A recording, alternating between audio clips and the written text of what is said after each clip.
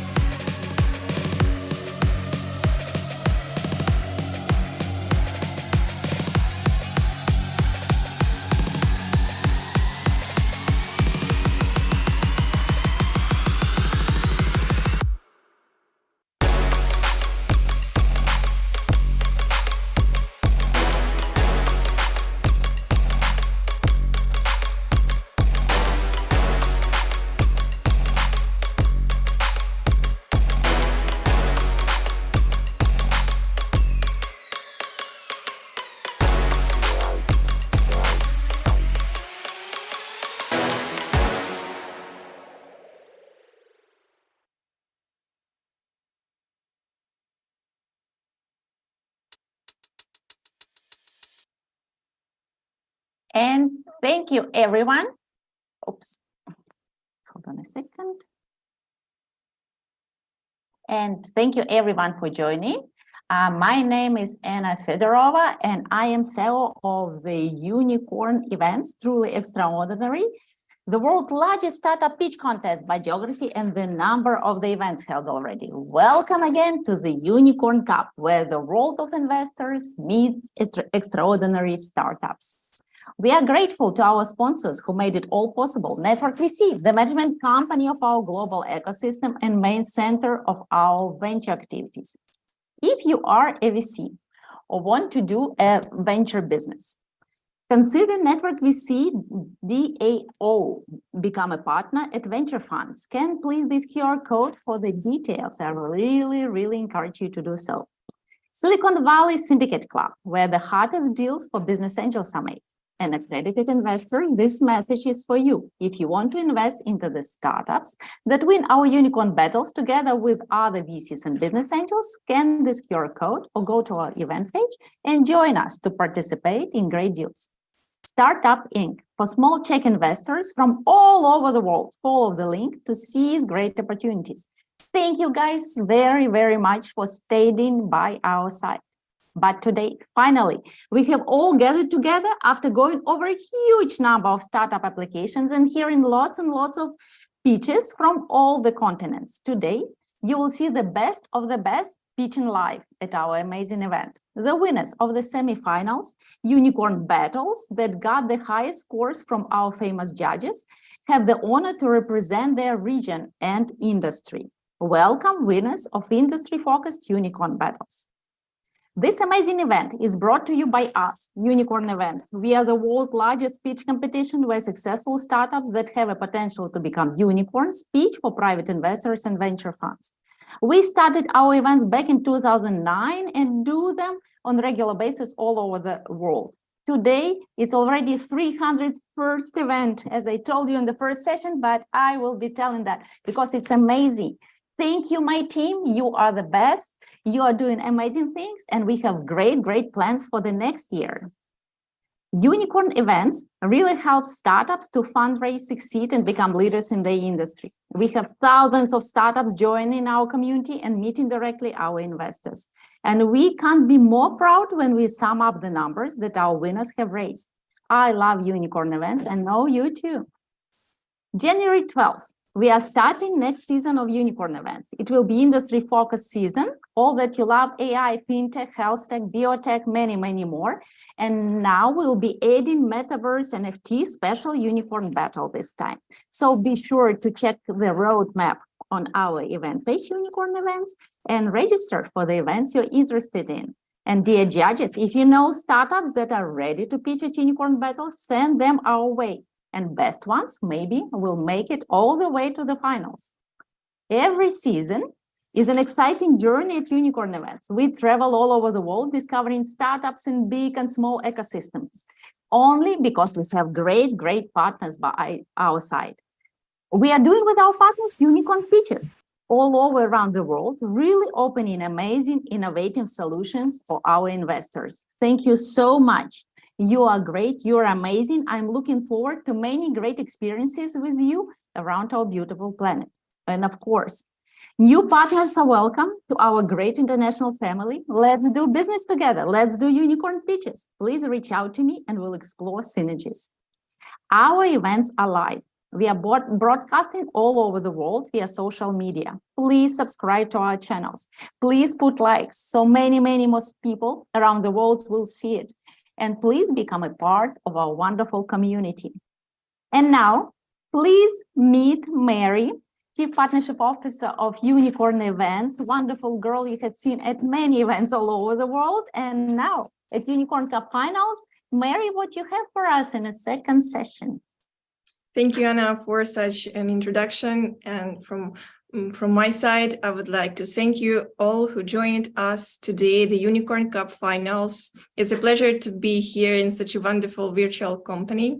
And also on behalf of the Unicorn Events team, I would like to greet our media partners, IT Key Media, Silicon Valley in Your Pocket, GSD Venture Studios, Reciprocity ROI, Founder Institute, Lighthouse Ventures, StartX, Asia Martech Society, The Accelerator with Michael Conniff, More Than Digital. These companies are always spreading word about our Unicorn Cup. We really appreciate it. And I would like to welcome our participants of today to go to our landing page and check their websites by clicking their logos.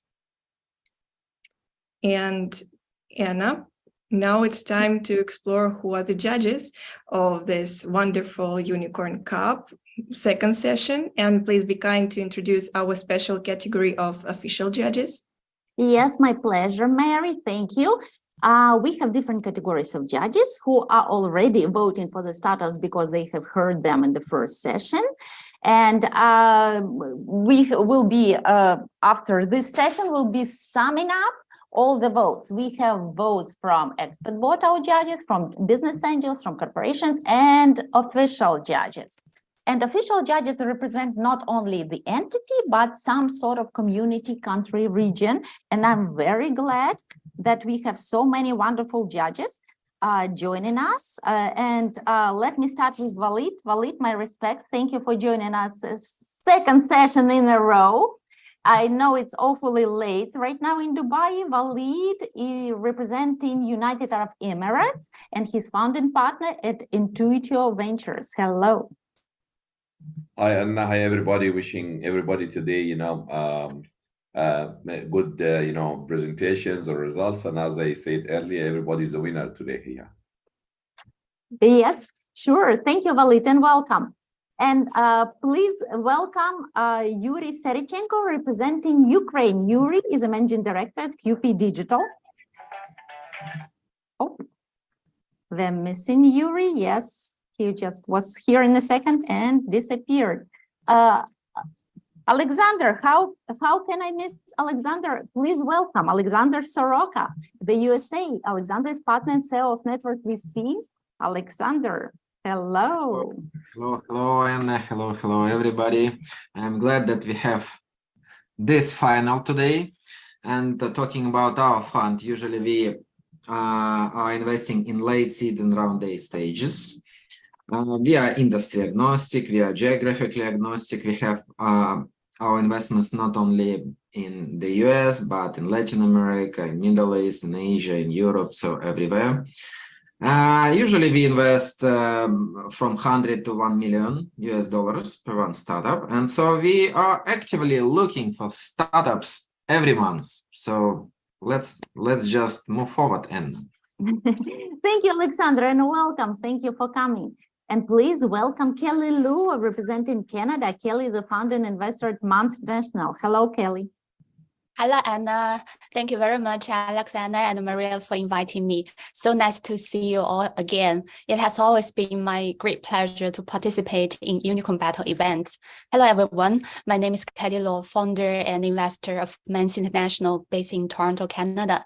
We're interested in B2B tech companies with AI, IoT, robotics, and advanced materials solutions in the manufacturing, healthcare, and smart living sectors.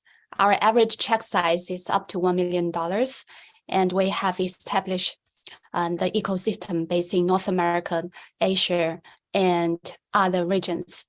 Good luck to all. Thank you, Anna. Thank you, Kelly. Always glad to see you. And please welcome Michał Lasocki from Poland. Michał, we had seen you also in the first session. So glad that judges are so persistent. Michał is a venture partner at EEC Ventures. Glad to see you, Michał. Thank you. Hello again from Warsaw. EEC Ventures, that I have a pleasure of co-managing, is a 50 million euro fund which is devoted to clean technologies, energy transition, and Industry 4.0. We do invest in startups, and we also have a growth fund. And I have to say, I'm very excited to participate in this type of event. What I saw in the morning was really fantastic. Very interesting companies, very interesting business models. It's really, let's say, an intellectual privilege to be part of that. So I'm not going to be disappointed this evening as well, I believe. Yes, sure, Michał. Yes, best of the best. You will see the startups who are winners of unicorn battles, and to get to unicorn battles, they had to overperform many competitors. So we'll see only the best. Thank you for coming, Michał. And also, it's my pleasure to present you Aldo Shinoni, representing Peru. Aldo is CEO at Palga, Peru. Hello, Aldo. Hello, everybody. Nice to see all the family faces that I always see. It's a pleasure for me and an honor to stay here in the final. Palgo, we are investors here in Peru in seed and early stage startups. I'm based in Lima, and for sure I will accept the invitation from Jordan to join the network VC led by Alexander. So I will move forward on that investment.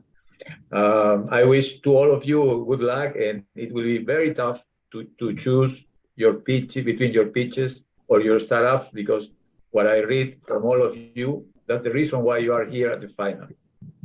Good luck. Thank you, Aldo, so much. And please welcome Daniel Tevo, representing the USA. Daniel is a managing partner at Honeywell Lake Ventures. Hello, Daniel. Hello, good morning, evening, night, wherever you are, everyone.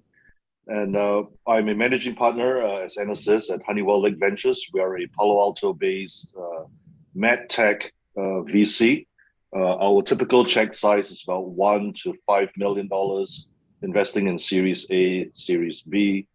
And notwithstanding the fact that we're focused in medical devices, we're also very well connected here, of course, here in the Silicon Valley, with other VCs, and so I'm sure they would be very interested across a wider set of industry players as well. So looking forward to today's pitches, and looking forward to meeting everyone. Thanks. Wonderful, Daniel. Thank you for coming. And please welcome Gaurav Shah, representing India. Gaurav is a managing partner at Ariete Ventures. Hello, Gaurav. Hi, Anna. Hello, Alex, and all the fellow judges. So good to be here for this grand finale. Thank you for having me on this official judge board. Hello, everyone. I'm Gaurav. I'm the managing partner here at Ariete Ventures. We focus largely on private equity as well as venture capital transactions. So good to be here, and look forward to listening to all the wonderful startups one final time. Yeah. Absolutely, yes. That's like the final countdown. Welcome, Gaurav. Thank you. Thank you. And Mary, please present to us those wonderful people. With a great pleasure. I would like to welcome now our judges, another category who comprise our expert board. And please, judges, raise your hand. Thank you, first of all, for contributing your time to this event. Now you have your time to present your funds, your industry, check size, state, any geographical location, and the type of startups you invest in. So please, let's start with Gary Fowler. Good morning, Gary.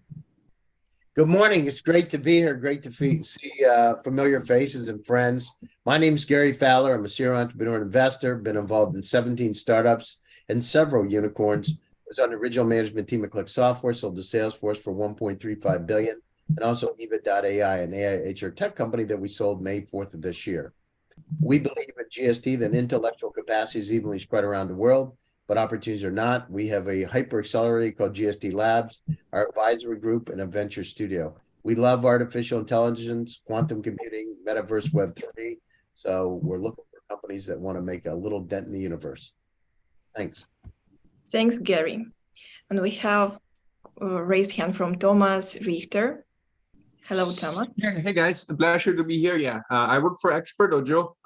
We are an early stage accelerator. We're typically writing checks between 50 and 100,000 to get in, and then we follow up with up to $1 million at the later stage.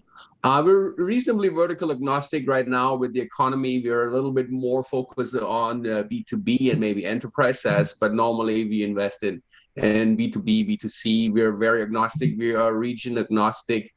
We've done around 120 investments last year. We're looking to do around 200 in 2023. So we're always looking for great new startups to join our accelerator. Thank you.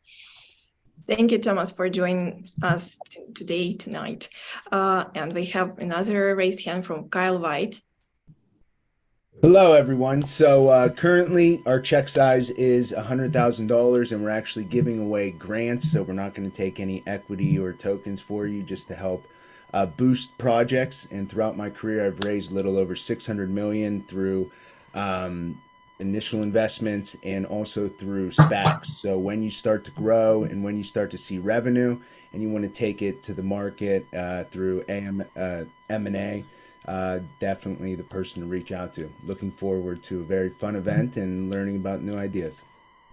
Thank you very much, Kyle. And hi, Jim. Great to see you. Great to be with you guys as always, and always great to have the culmination and all these great companies back again. I'm excited to see who's winner. As mentioned last time, I now live on the Space Coast of Florida and doing much around the space industry, but space is not just rockets. It's about the technologies that make the planet better. And only if we develop those technologies will we actually get to go off planet and do great things. So that's my focus these days, is looking at technologies that improve the planet and the human experience as we look for those great opportunities. Nice to be with you guys. Thank you. And hello, Gaio. Thank you very much, Maria. Greetings to everyone. I'm especially seeing so many familiar and dear faces among the judges. First of all, I'm really excited that after a whole year, we're here at this particular moment following the struggle of today's participants to reach the very top through the unicorn pitching and the regional battle competition, as well as the chance to win the main prize. It's really an exciting that we have meeting this global ecosystem. So it's really a pleasure. I would just add a bit about my experience. I'm not part of the investment fund. Nevertheless, I'm working as a business consultant, and I'm in certain capacity representative of 2 multifamily offices and an investment fund from Southeast Europe that mainly invest in deep tech, health tech, financial technology, and industry agnostic startups as well. Ticket size is a little bit smaller than for the guys, but generally there's really an exciting opportunity for some of the startups who are going to pitch today. As far as my judging experience, I was among the semifinals 8-member jury of the Best Technology Innovation 2020 competition in Serbia, and would really be happy to see today pictures once again, and maybe rethink about the grading as well. So glad to be here, and I'm excited about the completion of the event. Thank you once more. Thank you once more, Gaia, to you. And dear judges, please, we have time to present yourself. Please raise virtual hand beneath. If no, so we are moving to the most debated moment of today's Unicorn Cup, the final of the final. And first of all, I would like to remind to our startups that each founder will have 3 minutes for pitching and 5 minutes for Q&A session from judges. We recommend not to mention any fundraisings out loud because we are broadcasting all over the world. And please, in this regard, use our chat or other means of communication. Thanks for understanding. And today, after this very pitch session, we will get to know who is the winner of this fall season of the Unicorn events. So please, let's start with startup number 1 who will open this session, startup Roman Aerospace from California, USA. And Thomas will present it. Roman Aerospace is the winner of the Unicorn Battle in robots and hardware. Good luck to you. Hi, how's it going? Hey, Tom Humans here from Roman Aerospace in Los Angeles, California. Really excited to talk today about the future of autonomous drones. Autonomous drones are an amazing opportunity. The US military spent $12 billion on drones in 2021. The total world military drone market is $133 trillion for this decade. Now, the only thing bigger and more powerful than the military is the consumer. The average person in the US gets 21 packages delivered to their home every year. This equates to 19 million packages per day, costing logistics providers $43 million per day. Commercial cargo delivery drones can cut this cost by $17 million per day by reducing the cost to deliver each package, equating to over $5 billion in savings each year. But this isn't just about the money.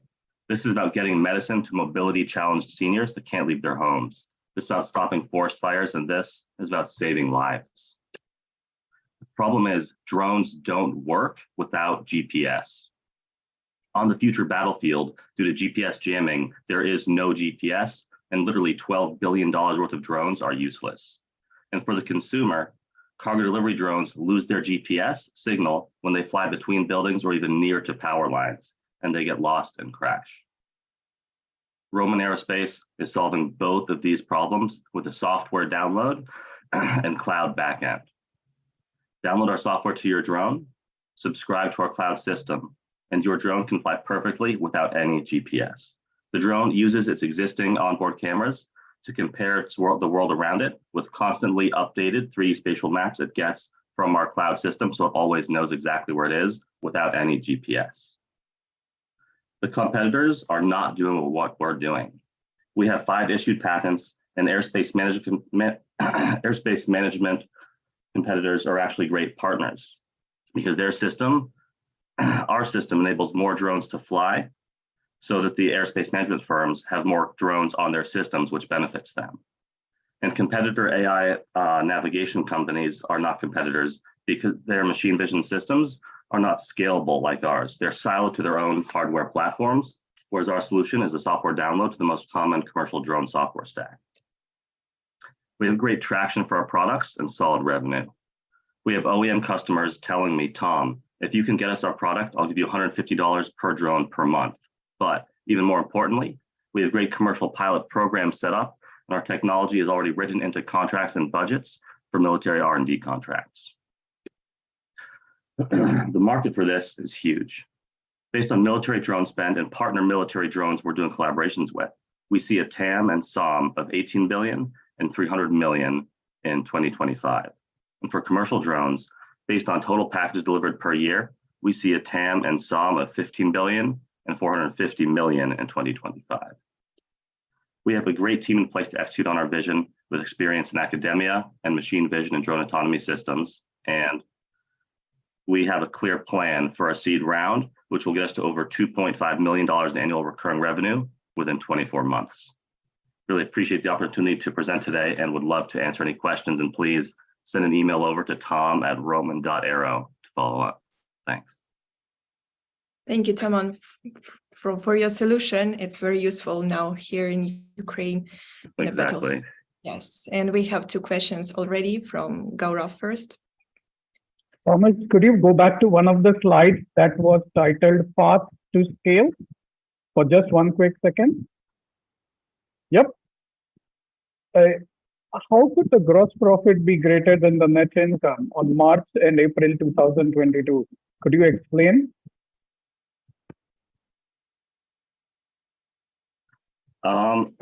Perhaps the figure label got mixed up there, but Must be revenues. Well, the gross profit. I mean, I think that was, there were costs there that stopped the total income. So I think that would be, I think basically just a label got mixed up there. I'm sorry about that. But basically the dollars coming in each of those months are the red columns. Absolutely. Thomas, help me understand, I think the product that you guys have developed has a bigger market in industrial robotics rather than last mile delivery, right? I mean, last mile delivery is excellent opportunity from revenue and visibility perspective, but may not be so much from margins and profitability perspective in the long run. Any particular reason why you guys are right now focused on LMD? I see the government focus. And second, the AI drones that are out there from Sky Drones, Drone Up and others, some you are partnered with and some you are chasing. What is the limitation they have? Yeah, so at first we were actually skeptical of the drone delivery space because it just didn't really click with us. But after we looked through the numbers of the average delivery cost per package to the logistics providers being around $2.25, and that includes 90% low-cost standard delivery packages and maybe 10% of one-day fast delivery expensive packages, that averages out to about $2.25. And we realized we can literally save them $5 billion per year in 2025 because they're spending so much every single day on last mile delivery. How many trips does a drone do? How many trips does a drone take in a particular day, approximately? Do you know? Yeah, so a given drone will probably deliver a package. Delivering a package will probably take about 15 to 20 minutes. So each drone will probably deliver between 10 and 20 packages each day. And looking at the number of expected needed deliveries, along with 75% of people living within 10 miles of an Amazon distribution hub and 80% of packages delivered to consumers being under 5 pounds, you get about 63% of all of the available packages being delivered being supported by the drone market. So the actual, Amazon has invested billions in last mile drone delivery because the actual cost savings that can occur. So when we can save $17 million per day, that is saving $5 billion per year across the delivery space. And we definitely see value of this system in the industrial robotics world. The way the machine tuning combines drone vision with AI tuning for drone controls and optimization, that can really help manufacturing robots in the industrial space kind of move safely around humans in that same industrial environment.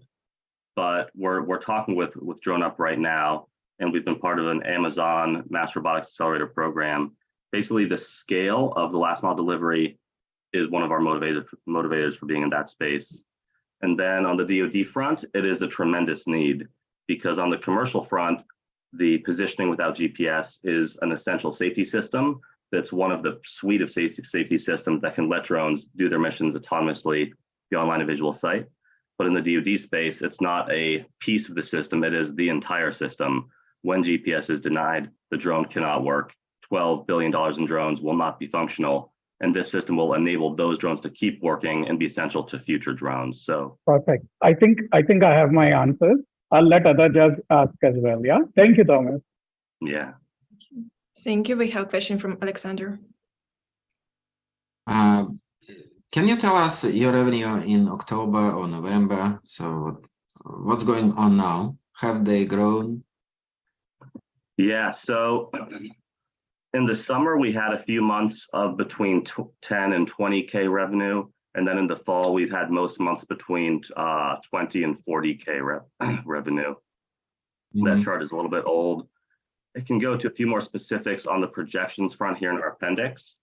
So again, would love to talk through these in more detail offline, but we see some good projections going forward. So the autonomous drone space is a really exciting space. And we have some good partnerships we've been talking with DroneUp for like a year now, and they're waiting for, that's Walmart's drone company, they're waiting for some good demos of our technology. So our team is really trying to deliver that initial beta product for $150 per drone per month. So that's what we can scale out. And once we release that product and get that start of the SaaS revenue, that's when we'll open this round, because we'll be in a really good position to raise that round. So looking forward to basically staying in touch with people in the AI space. Okay, thank you. Thank you very much. Thank you. We have a final question from Daniel.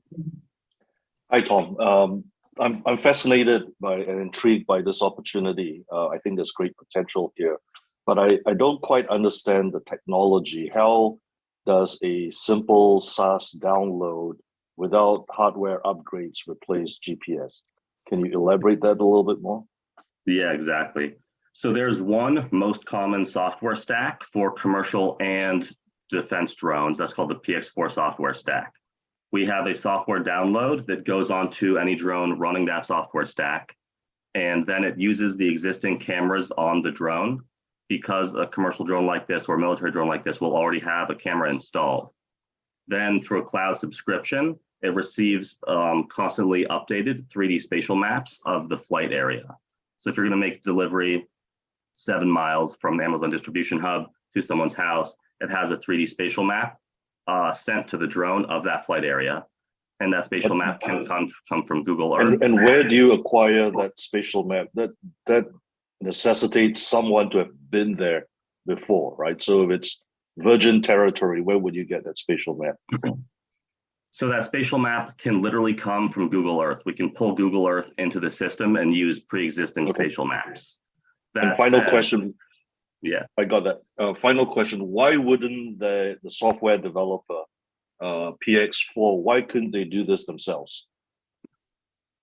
So PX4 is an open source software stack, kind of like Linux, and the licensing lets it be brought private for commercial purposes. So that is a software stack on the controls side and kind of the drone operations front, just internally managing some of the logistics of data flowing inside the drone. The understanding of what's around the drone machine vision wise and comparing that to visual feature sets extracted from the 3D spatial map, it's kind of its own whole ballpark. So kind of not their space, and that's where our team comes in. All right, thank you. Thank you. Thank you, Thomas. And we are moving to the startup number 2 for today. It's the winner of the Unicorn Battles in Health Tech and Biotech. Startup Sense Neurodiagnostics from Arizona, the USA. And Geoff, hello. Please present.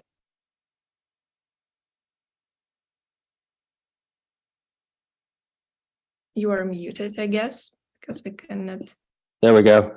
Hello, everyone. Jeff Klass, CEO from Sense Diagnostic, where we've developed technology to detect, measure, and monitor neurological disorder of the brain in real time, non-invasively. Our initial application of the technology is for stroke and traumatic brain injury patients, because for them, there is no objective way right now to triage their condition in the field, nor monitor them in the hospital, which results in permanent disability and even death. The market is massive, 15 million strokes a year worldwide, and 50 million traumatic brain injuries. So our solution is non-invasive brain scanning to assess and monitor these patients in real time. How we work, each has a headset with 9 antennae that send and receive low power radio frequency through the brain. Normal brain tissue gives off a certain signal. Ischemic tissue where there is no blood gives off another, and then bleeds give off a third signal. And we calculate the difference between the signals with our algorithms, and in 2.5 seconds, we have taken 360 data points of the entire cranial vault to make a decision on what's going on. We're developing 3 devices right now using the exact same technology. Form is for function. NewStat is to be used in the hospital to monitor those patients susceptible to expanded brain bleeds and also to do bleed detection. NeuroHawk in the middle will be used in ER and EMS. This will be able to determine if the patient is having a stroke, but more importantly, what type of stroke that is, and then bleeding from traumatic brain injury. And then finally, our military version, which we're under contract with the U.S. Department of Defense for traumatic brain injury and monitoring. Our competition is mostly making devices for use in ambulances. We're the only one that's working for both the ambulances and in the hospital, and we have a consumer market which is rapidly developing. We're also in partnership with the Mayo Clinic on the development of our current 3 devices. And then from there, we will going into post-concussion management with them as well. We're part of the Mayo Clinic Accelerator Program, a very fortunate program to be in. Right now, we're fast tracking on 2 pathways to launch commercially. This is now 14 to 16 months away. And what we are doing, our NeuroStat monitoring device is moving into phase 2. And we hope to commercially launch that in the first quarter of 24. The triage device will be commercially launched in the second quarter of 2024. Our military device is currently in clinical trials. It's going extremely well. And we're generating a lot of interest from NATO as well. We'll be moving into our performance period contract with them in a couple months.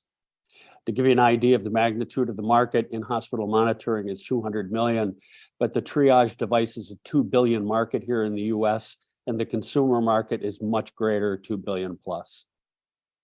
We're also working in India. We're doing clinical trials there. We do have manufacturing distribution partners in place in India. So as soon as we're done, they're going to go to market. In Europe, we're already working with the Law Corporation to set up our European distribution model. So that is moving along as well. And military, as I said, we're talking with NATO along with the Department of Defense here in the US. Financial projections, we're looking at over 200 million, and this is US revenue only by 2026. We're currently in our B round, talk about that later. We are having some more active ongoing discussions as we get closer to FDA approval with the major medical device companies here in the US. When we're done with that, we do have applications, as I said, in concussion monitoring, oncology, all neurodegenerative, and sudden cardiac arrest. So that is our story. Thank you. And if you have any questions, I'll take them now. This is great. Thank you, Geoff. And we are ready to listen to the questions. Please raise your hands. Okay, first question from Alexander. Can you please return to the questions of your competitors, please? Sure. Give us more. Somewhere, there we go. Okay.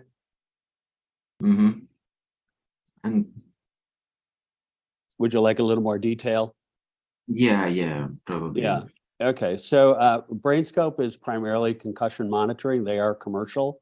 They've been around for a while. Cerebrotech, they were only doing large vessel blockages. We don't even think that they're operating anymore. Forest Devices, large vessel as well. Medfield is one company that does do all stroke subtypes. They're a ambulance device, and it is a large, hard form device, very difficult to fit into an ambulance. And then I can't see the other one, but I know that they're focused primarily on large vessel occlusion as well.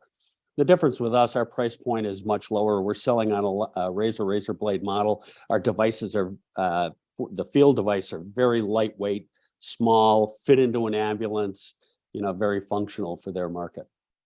And as I understand, you have already raised round A, and who was leading the round, and how large was the round?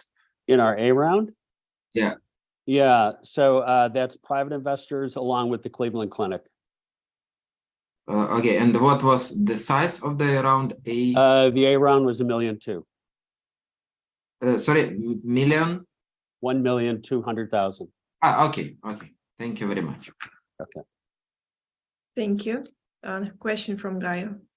Thank you, Maria. Jeff, we met today, discussed a bit about this, practically the same question Alexander asked about a competitive advantage. My question would concern more of a discussion about the rationale that stands behind your financials. I'm not speaking about the actual figures because 2022 is almost finished, about the forecast for the next 3 years or so. So can you tell us a bit what is the rationale behind your financials and of course potential pre-contract in more details? You already mentioned NATO, and additionally would like to learn, as I have seen that you have that you're involved within the acceleration programs between the Mayo Clinic and ASU MedTech Accelerator. What value did these collaborations brought to the table in terms of mentorship, financial assistance, and product development? Sure.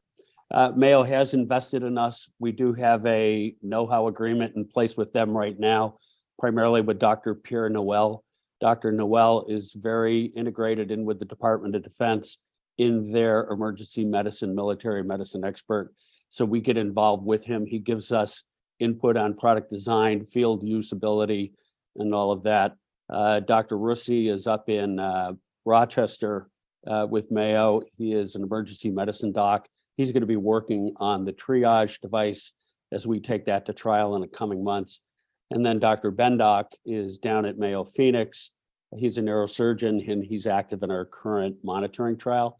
The other one is Dr. Wethy there at the end. So she is more focused on post-concussion. So when we get down with stroke and traumatic brain injury, we're going to work with her on a take-home device that concussion patients can use to monitor with any structural changes that may take place, such as brain swelling and bleeding and all of that.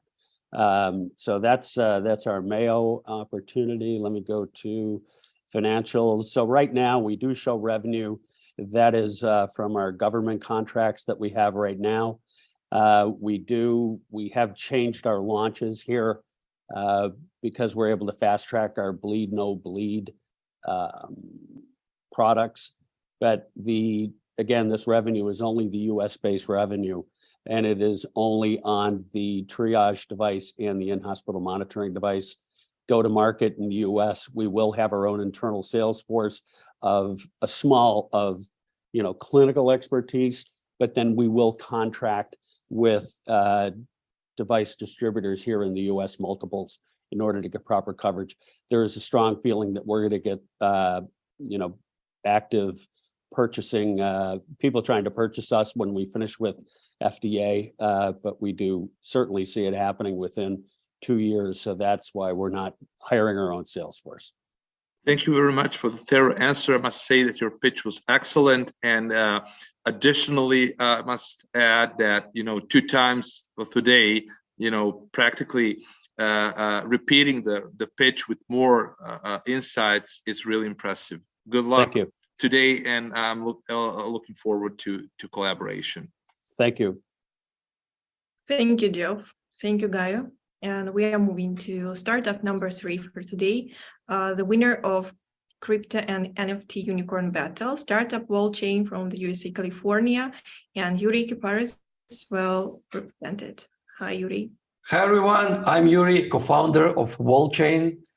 At Wallchain, we pay Web3 users cashback when they trade on crypto exchanges like Uniswap.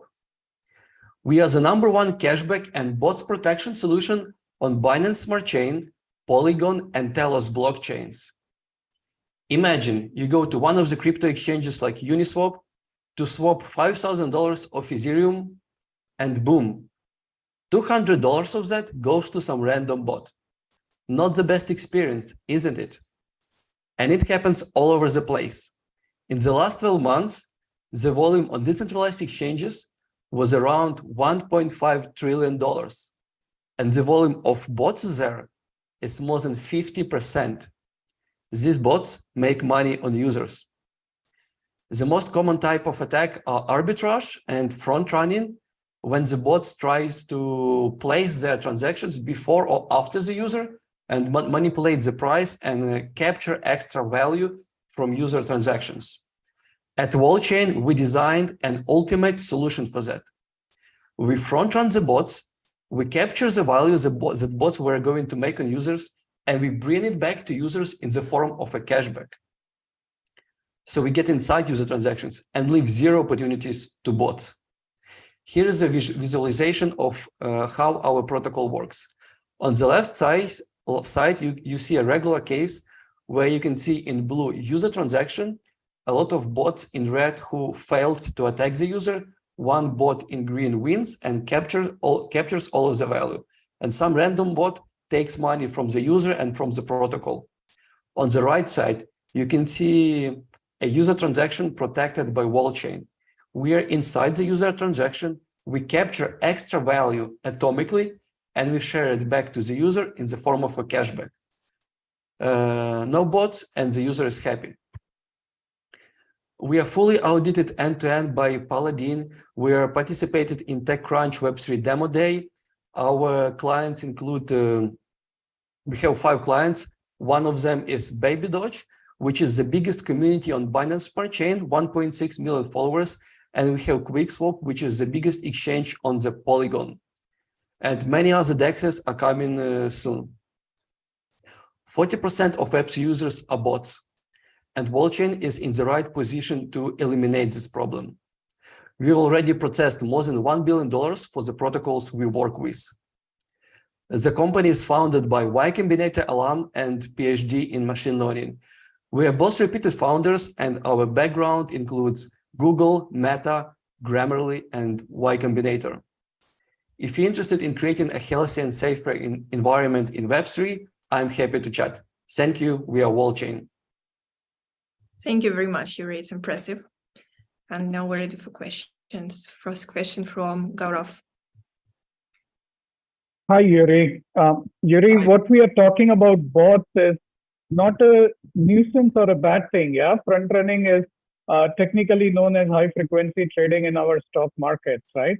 Help me understand why are you trying to compete against the bots, which probably is practically not possible to defeat them, given if you understand how HFT and all these front running schemes work. What is the business model you are trying to sustain, and what opportunity or what returns are you giving to the users? You mentioned you are working in the best interest of users, right? So first, Yep. can you answer how you are competing with the bots and how that progress is defined or calculated? Sure. So we are the only solution that is integrated with user transactions on application level. Means our strategies are inserted inside the user transaction when the transaction is being generated on the platform side, like on the website UI, practically speaking. And it gives us an unbeatable advantage in front of any bot, because we get to the opportunity source as early and as close as technically possible. So we know what's going to happen ahead, because we are integrated. But Yuri, then you are also front running the users, correct? The same way that the bots which are using HFTs and medium frequencies and all, you guys are also doing the same thing, right? That's my question. How do you differ from those HFTs and all those? Yes, that's a great question. There are attacks for the user which are harmful for the user, as you mentioned, front running, and there are ones that are not harmful, like back running and arbitrage. And we prevent from users being front run. How much benefit do the users get? I want other judges to also ask the question, but my last question, how much benefit do the users get? It depends on the user behavior and on the exchange, on the condition of the market. But in general, we will see the benefit close to what is the fee of the DEX, which is 0.03%. Okay. Thank you, Yuri. Thank you. Thank you. And now it's Kelly Lua.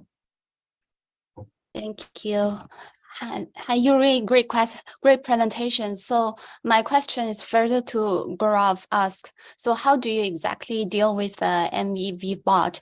I know we invested in some other competitors and their solutions. One is to adjusting the transaction gas fee, and another solution is imposing a tax for invalid transactions. So what is your strategy to deal with an MEV bot? Sure. So all other MEV solutions work on mempool level, which is the queue of transactions to the blockchain. So the user transaction comes in and they reorder the user transaction in the favor of capturing value out of it. We go deeper, we get inside the user transaction. And when we get inside the user transaction, when it's being created, even before the transaction is signed. So we get inside the transaction before the signature. It gives us an unbeatable advantage in front of any other player in this industry. Okay, thank you. Good luck. Thanks. Thanks. Question from Alexander. Hello, Yuri. Last time we talked with you after the semifinal, where you have won. You were going to sign a new big contract with a new big crypto exchange. Sure. Is it still in the process? Well, yeah, it's QuickSwap, and we even got another client which is Paraswap, and a range of other exchanges which are in the process. I cannot confirm yet, but these are like PancakeSwap and some others. okay. Thank you very much. Thank you. Thank I'm glad you remember. Alexander remembers everything. Yeah, and a final question from Kyle White. Yeah, so I'm going to package a couple in here for you. So the tokens that you were giving away for free, how is the revenue actually supporting these free tokens that you're giving away to users?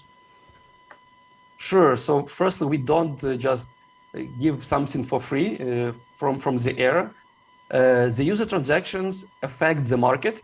And when you know that the market is going to be affected, you can make revenue on it. Things like instant arbitrage. The user transaction comes in, they swap token A to token B, and this swap locally affects the price, after which you can buy token cheap and sell high in another place. So it's like instant arbitrage. And this instant arbitrage generates extra value. There are transactions where hundreds of thousands of dollars were generated in a single transaction because of the local price change. And this right, so that's kind of the question, I guess, that I'm getting at here, because I know you're going over, so I want to get to the point quickly. Sure.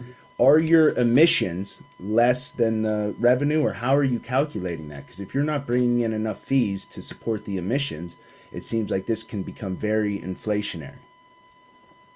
So we generate value from the transaction, and part of it we keep for ourselves.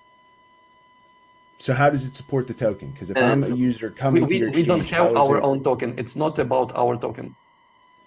Okay, so it's about the user somehow getting fees back. In what currency are they getting it in? The it's usually BNB, or more like BNB. Okay, BNB token. So it can be USDC. It can be any token.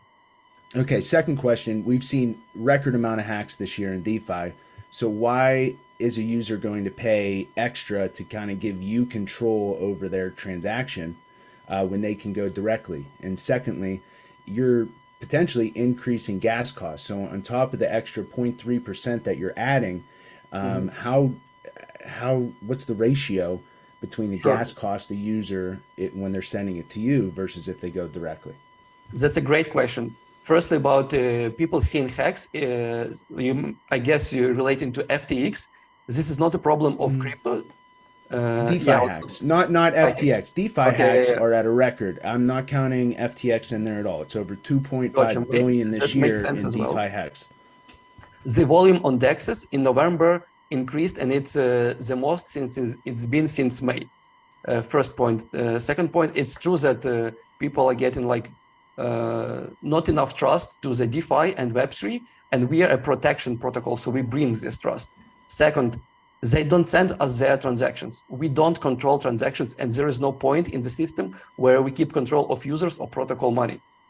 Other solutions work like private relays, where you give them your transaction, and they, on their side, capture value of it, and they manage the execution of the transaction. We don't execute transaction. We just give the user strategies. We say him, hey, take this array of strategies, insert it into your transaction, execute, and you will get extra money. We don't. Okay, and the gas point. The gas point, yeah. So that 0.03%, which I mentioned, it's an average. I have to interrupt you. Sorry, we are out of time. Please proceed. We cover the gas multiple times. Okay. Okay. Thank you. Thank you. We are moving forward. Thanks, Yuri. please meet Startup Baby from the USA, and Nindi will represent the Unicorn Battle from FinTech. The winner, please. It is yours. Awesome. Hello, everybody. Good morning, good evening. I am Nidhi, the founder of Paybe, and we provide end-to-end technology for nonprofit event gala fundraisers. Let me start off with my favorite story. When COVID hit, the zoo couldn't have their in-person event, and they were on the verge of shutting down. We convinced them to go virtual and help them raise $500,000 in 90 minutes, and the zoo was saved. That's something we're very proud of. The market is huge. The 1.5 million charities who process close to $500 billion in donations. This is bigger than agriculture and mining put together. And the TAM is $11 billion. These fundraisers are responsible for half of the nonprofit's revenue, so they're not optional. They're a matter of their survival. The New York Met Gala raised $18 million in 2022. Top donors attend this event, and they're put together by volunteers and staff who don't have the technical and time bandwidth. Now, when nonprofits think of put together an event, they think then, hey, I need an event page and I need to be able to process donations. So they'll start off by creating the page, then they'll find another ticketing solution, then another auction solution, raffle solution, go source card readers. And in between, there are all these other tasks that they need to do. And they're pretty much doing it all manually, just transferring data from one step to another over months. Paybe provides an end-to-end solution for Gala, from creating the event page, selling tickets, running the auction, processing payments, to sending out tax receipts. We support all kinds of events. We are the only hybrid solution in the market allowing for real-time bidding between somebody in the room who's raising their paddle, and they could get outbid by somebody who's joining virtually from their home. And by widening the audience, charities are consistently raising more than their goal. Most of our competitors are legacy solutions, and they don't serve all their needs. We launched live events in 2019, and almost immediately COVID hit. We were down to zero, and so were our customers. We persisted and built a virtual solution in 6 weeks. And since then, business has been doing well. We're on track to process $25 million in donations and have a revenue of $700K.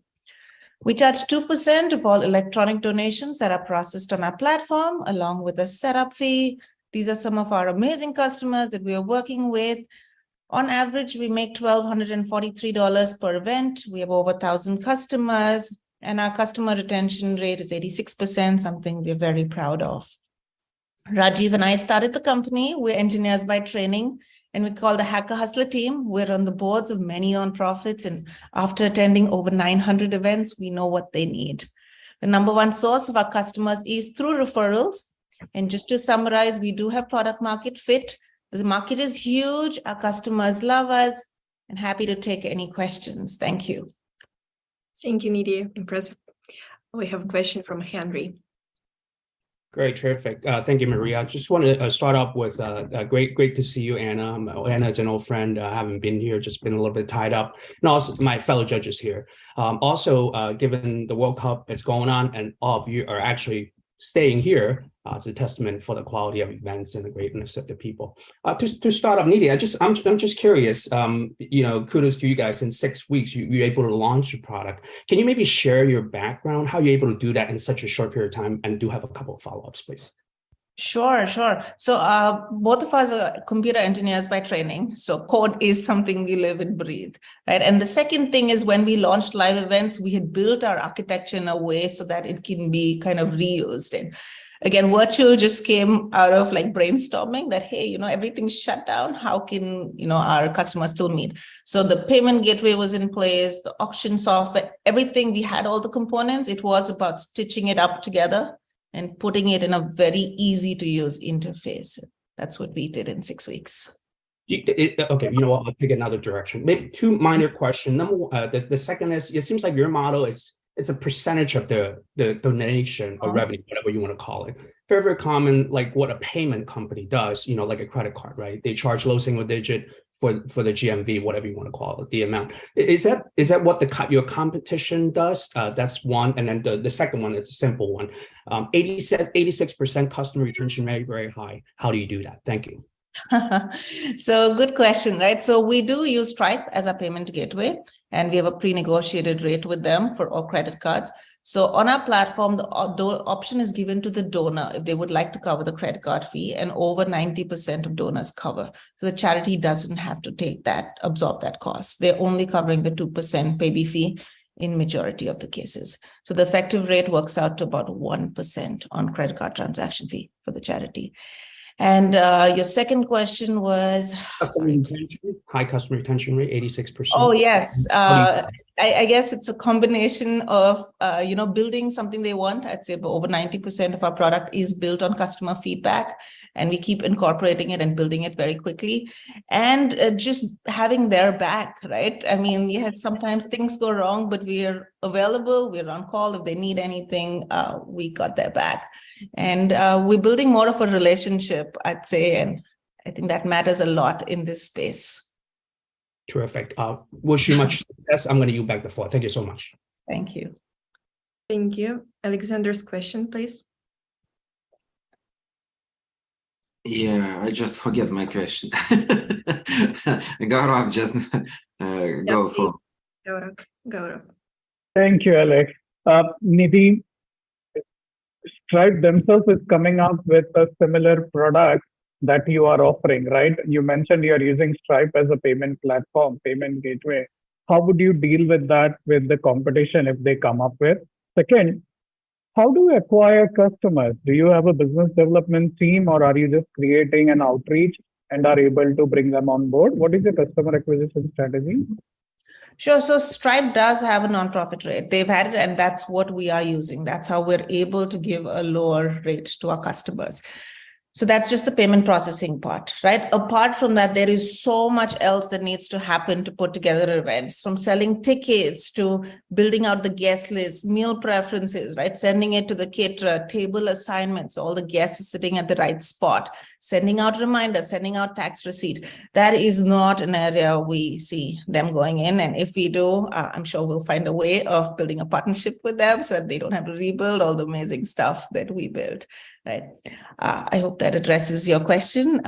And the second part, the second part. Okay, yes, the second part about acquiring customers.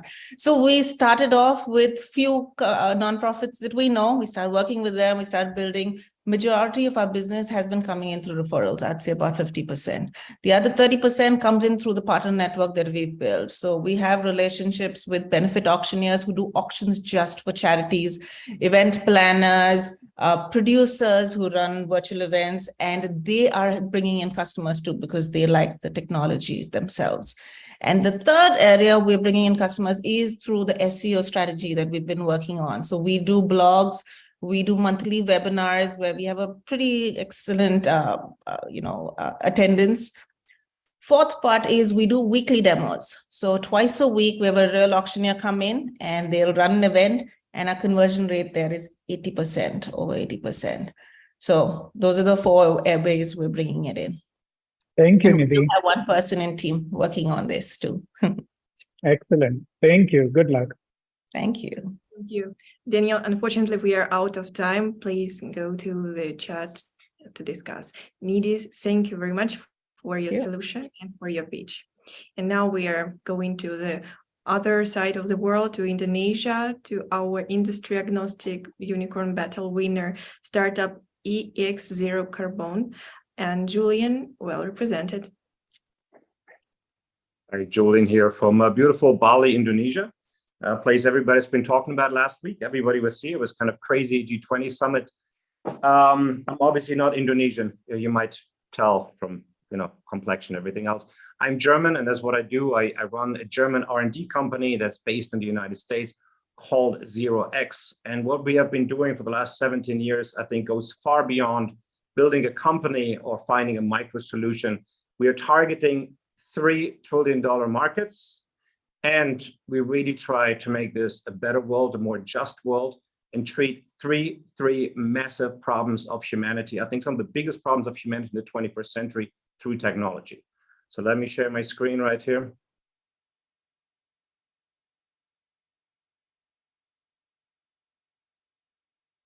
So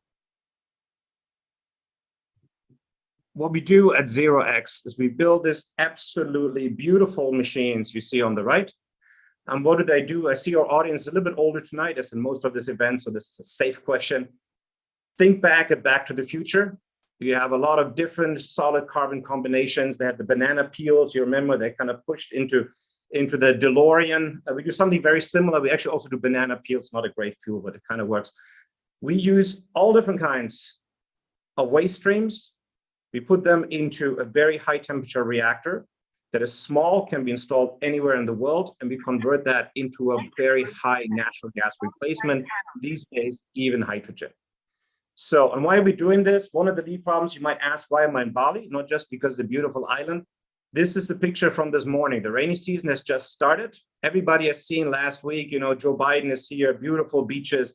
This is in the morning before they clean up the beach. You stand knee high in waste, and this is real waste. This is not kind of the sorted stuff you have. This is a complete mess of any possible carbon combination you can find in a solid product, including plastics, vinyls, everything else, fishing nets, it's all there. So what we do is we build this incredible small reactors. We've been at this for 17 years. We have been funded in almost 100 German government projects at this point. This is how we got to this point. Everything we do is German government documented. And these little machines that fit inside a container are probably the most efficient waste to gas generators that can convert multiple waste streams without changing the machine into clean energy. And that in a low cost, no infrastructure needed footprint that if I tell you now, I almost lost my last credibility 15 years ago when I said, we're going to build a power system that you can carry on a piece of bamboo to the middle of nowhere and solve your power and waste problems. This is exactly what we have done. This is how this thing looks right now. It takes about 1 ton of wet waste per day. We have done 4 prototypes so far with very different waste streams to show different use cases. We have done a test for Tata Power, powering rural villages in India with rice husk and straw and stop crop burning. We have the first fully operational waste recycling and treatment system in Bali here at Udayana University, where all the municipal solid waste, read the fine fractions that you can do nothing with, the worst of the worst that you cannot really sort out into anything, get any use case out of it. We turn that into clean gas that can be used. And even better, our only waste product that we're committing from this little waste streams that we're now putting into our machines, like in Paris right now, we're working with horse manure, sewage sludge, and municipal solid waste, gets into a biodigester, take it out, put it inside our machine. So this is the waste of the waste. Our only other byproducts, what you see here on the right side with my friend Renat Heuberger, who's the CEO of South Pole, the world's largest carbon trading fund, is we press our waste products into bricks, and these bricks reduce the carbon footprint of building materials. So we solve 3 problems at the same time. We have an available treatment system for multiple waste streams that can be easily installed, mass-produced anywhere in the world. We are solving energy problems. We had a big discussion on the call earlier today, even a decentralized way. If the gas infrastructure in the Ukraine is going down right now, if Europe needs more gas, we can convert locally available waste stock into that gas and replace natural gas. And the third thing we do is our only byproduct, since we don't use any catalyst, anything else, is a biochar that if the waste is completely biological, we can use as a fertilizer. If it has any kind of contaminants in it, we put it into this beautiful bricks. And this is now what we're building for Paris. This has been our highest level project so far. We got recommended for a project called Cometa that has been run for 5 years by the region of Paris, by their wastewater authority and by their waste treatment authority. They were looking globally for a company that convert their waste streams into clean hydrogen that can be fed into a pipeline, can do that economically and test that in the laboratory. So they came to us 6 months ago, they tested with us for 6 months, they brought us this incredibly terrible fuel that you couldn't even think about before they came to us.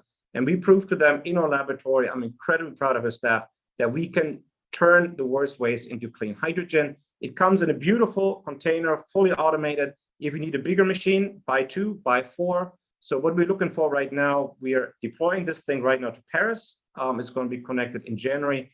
And afterwards, we'll be looking for partners that have the guts, let's put it that way, to really change the world and bring a groundbreaking technology product after 17 years of development, 4 patents to global markets. Thank you very much.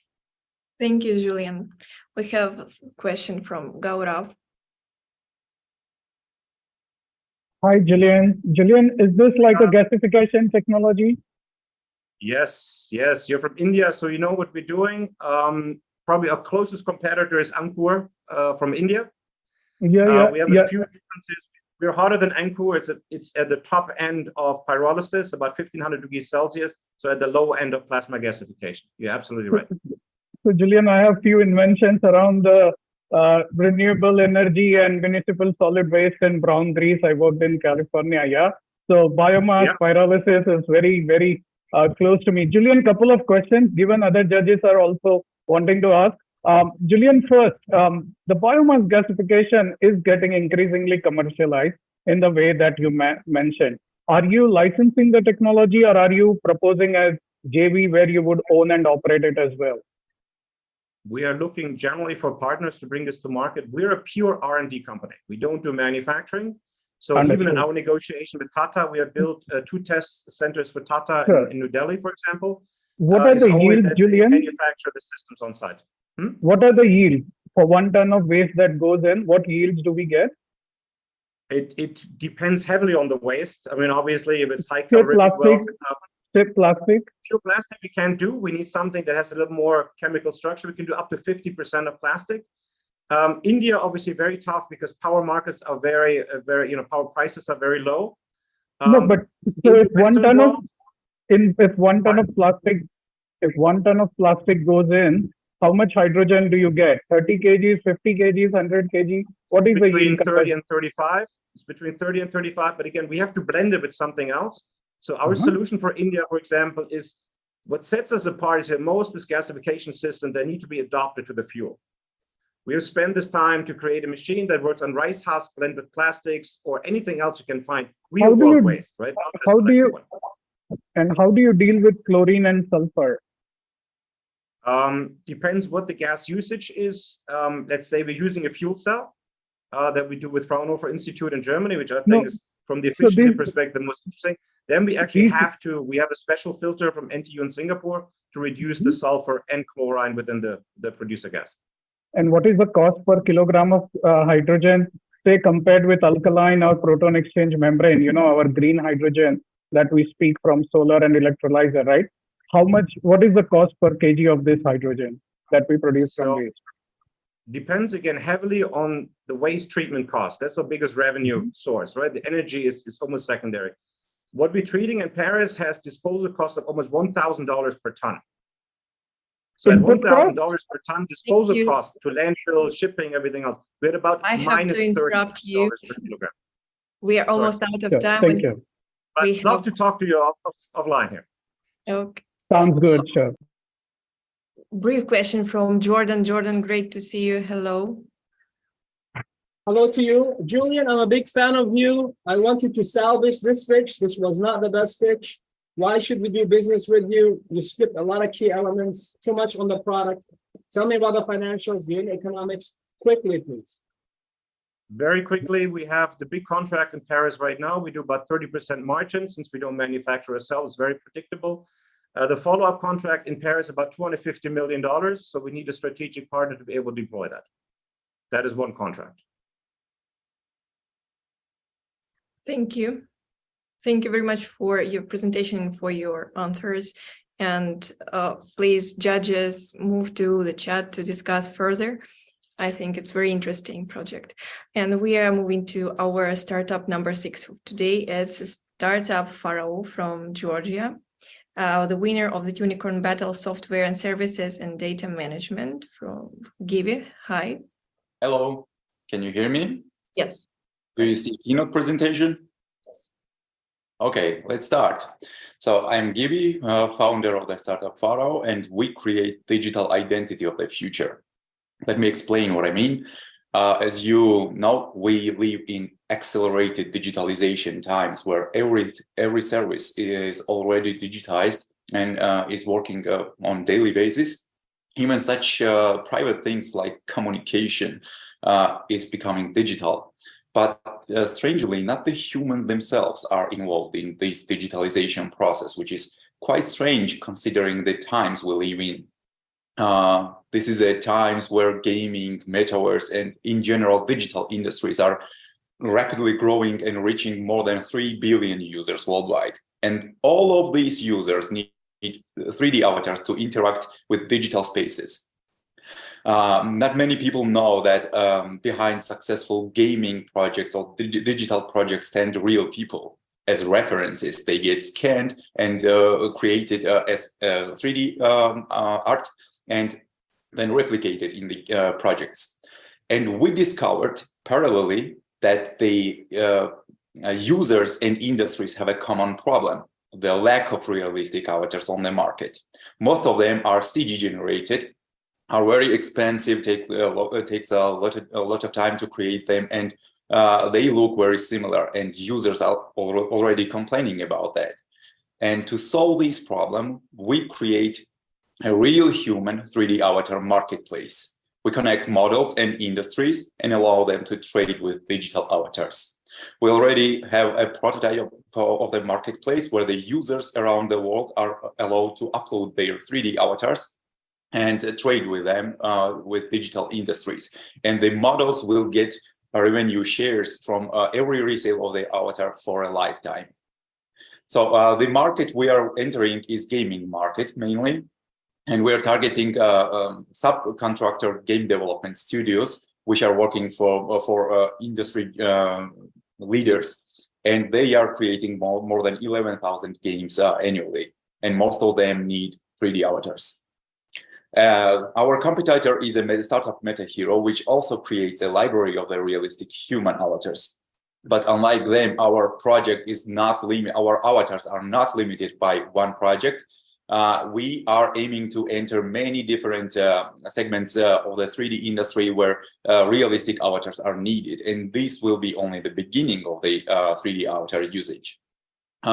In just 5 months of working on the project, we achieved many goals, and we already managed to create a marketplace prototype and a beta version of the library. And what we are aiming to do is to protect our intellectual property and hit the world market as soon as possible. For today, we have several partners in Georgia, Germany, and America, and they provide us with material that is needed to create this marketplace and avatars too. We have also advisors board, which who helps us to develop and scale the project to world scales. And we are, for today, 6-member team connected with many years of friendship and co-working experience. One of them also managed to be born in my family. And we cover 4 key disciplines that are needed to create a digital startup. The most important is that we share the belief in digital immortality, and we aim to play an essential role in its creation. So you can also be a part of it and leave legacy forever. Join us. Thank you for listening. Ready for your questions. Thank you, Gaby. Great inspirations. We have a question from Alexander. Can you explain, please, the process of creating avatar now? So do I need to take the phone and scan myself, or how does it work now? Yes. Interesting question. We have several options. We can deliver scanning service for you for free if you come to our locations, and the models get scanned for free. And this is quite very expensive service, but we deliver it for free. But you also will be able to use our application. Upload your photos, and we need about 10 photos of you, of your body, and we will be able to replicate your data in 3D. So we are making third-party partnership contracts with many scanning and CG studios around the world, and we will be not alone in this process. So you have 3 options: to get scanned with us, to get scanned with our partners, or upload your photos and we recreate your 3D data from it. And do you have this service in Bay Area? I mean, San Francisco? San Francisco, we want to enter America. As I already Yeah, we want to open branch in USA as soon as possible. Yes, this is our milestone, one of the milestones. Okay, thank you. Thank you. Okay, thank you. Any more questions? Nobody else, I just Okay. ask you. Alexander, please. Yeah, as I understand, there are not so much really a lot of hardware with good quality, because, as for example, my daughter demands from me to go to Los Angeles to make this 3D scanning, because only in LA there are like 3 points where you can make a really cool stuff. Yes, this is because most of our competitors use photogrammetry technology, and hang on. optical scanning. Yeah, and optical scanning is much accurate, and we deliver much higher quality than photogrammetry, because photogrammetry is based on camera, and camera has to be placed on some distance, and camera can deliver this high quality. And we scan optically, and this optical solution is much higher resolution than any options on the market. Okay, I see. Thank you. Thanks a lot. Thank you. Give you good luck to you. And we are proceeding with winner of AI Unicorn Battle, a startup from the USA, Arizona, Advinal Medical, and James will present it. Hi there. Thank you very much for inviting me to the program. My name is James Bates. I'm the founder and CEO of Advinal Medical. Advinal eliminates the overhead of the patient journey. The unfortunate reality is that 2/3 of a physician's time is currently wasted doing administrative work, and that is actually getting worse, not better. Hospital systems around the world are finding it impossible to scale as they're trying to implement population health mixed virtual with in-person, and dealing with untrained staff. The reality is that the process overload in the clinics and hospitals is the #1 issue. The healthcare is forcing humans to be robots. Advinal actually takes all of these processes that you see on this page and automates them using artificial intelligence and augmented reality to eliminate all clinical and administrative processes throughout the patient journey. This allows humans to make the final decision and connects with patients, and allows machines to be machines so that humans are not machines. The end result of this is, of course, improved efficiency. This is a case study using Advinal Medical in an urgent care here in the state of Arizona. Advinal Medical, before they were adopted, in the red line, you see the physician was seeing roughly 3 patients per hour. Once Advinal was adopted, that same physician was seeing 6 patients per hour. And more importantly, they would go home at the end of their shift without having clerical work to do at the end of the day. This actually reduces physician burnout.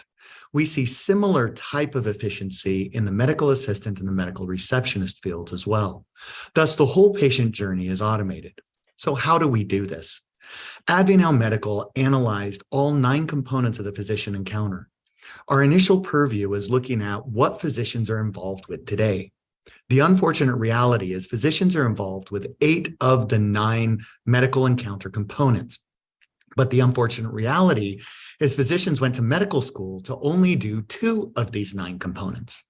They did not go to medical school to collect all the data, fill out all bunch of forms, place orders in an EMR, or document everything into the electronic medical record and create a follow-up system. Advinal Medical automates everything outside this blue box so the physicians can focus on just making the decision, having a consultation with the patient, and doing a procedure. In short, a physician used to spend only 30% of their time inside this blue box. Post-Advinal, they spend 90% of their time inside this blue box. We do this through 2 applications, a patient-facing application and a provider-facing application. The patient-facing application, a lot of people call it digital front door, but it is a lot more than a digital front door. Our patient-facing application actually does everything on the top half side of the screen. We collect all information a doctor would need to diagnose and treat the patient. Our physician-facing application is a one-page summary of everything the physician would need to make that decision and have a consultation with a patient, so they aren't doing any data collection or documentation. Inside the AdviNow system, the physician will click on the diagnosis they agree with and the treatment plan they agree with, and the AI will document everything into the EMR. The Wall Street Journal did a full-page article on AdviNow when we were released in the world's first fully automated medical visit. They asked Kaveh Savafi, who's the head of Accenture's global healthcare practice, to evaluate the platform. And they said AdviNow is a great way to resolve doctors' time and critical in extending the reach of doctors, and actually is the only solution that fundamentally solves the scale and burnout problem. AdviNow is a SaaS company. We sign multi-year contracts and can sell just pieces of our software to expand further in the future. This year, we'll do about $800,000 of revenue. Next year, about 5.2 million as we are ramping our hospital system and doctor group clients. And then the year after that, jumping up to 50 million as we finish our trials that we're in with our major clients.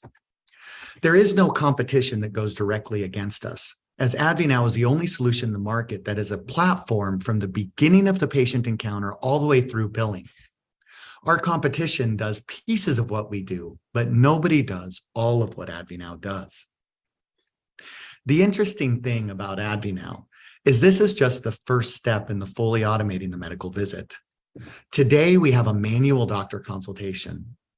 With AdviNow, we can now augment the physician to become highly effective and eliminate that administrative burden that is destroying the medical process today. However, through AdviNow, we have the only closed-loop data set in the world that can actually have every subjective and objective measurement, image, sound, and lab. We know what the AI predicts, we know what the doctor selects, and we know the patient outcomes. This allows us to be approved as an FDA medical device that eliminates the need for a physician to be able to do the diagnosis and treatment. AdviNow, again, is the only platform in the world that goes from the beginning to the end of the medical encounter and fully augments it with artificial intelligence. We nearly eliminate the data collection and documentation. We bring down the time a provider needs to diagnose and treat a patient to less than 5 minutes, effectively automating all points of care, whether it's in the office, whether it's over retail or home. This is the future of medicine. Any questions? James, thank you very much. Yes, there are questions. First from Alexander. Hello, James. I totally agree with you. The experience with clinics, insurance company in the United States is just awful. And I just can confirm it, it's just awful. And but can you explain? It seems to me there are a lot of different software solutions already for probably in this industry, in this field. Can you comment it? Like, probably there's one medical company. Yeah, it's not your direct competitor probably, but they just use a lot of IT in their work. So if you can comment on it. Yeah, so One Medical is actually a potential client of ours. We know them extremely well. They essentially have a very nice digital front door, which would mimic kind of what Phreesia does. They do not use AI in their system at all. Of course, Amazon bought them. We'll see what Amazon does as they go forward. But they do not even have an AI like a Babylon does to create a chatbot. So they're essentially just registering, scheduling, and making it easy to use. So we would not consider them a competitor. AdviNow does not need to use our own digital front door. We could use anyone's to partner with. In fact, Phreesia is a potential partner. So ultimately, each one of these potential competitors we have on the slide aren't real competitors to us, because it's the underlying end-to-end AI that is the value of AdviNow. We have an AI that mimics the physician's brain. Then we have an AI that mimics the administrator's brain. And those actually control the whole engagement from the beginning to the end. And nobody today is doing that except us. Okay, thank you very much. Thank you. Next question from Elena. Hi.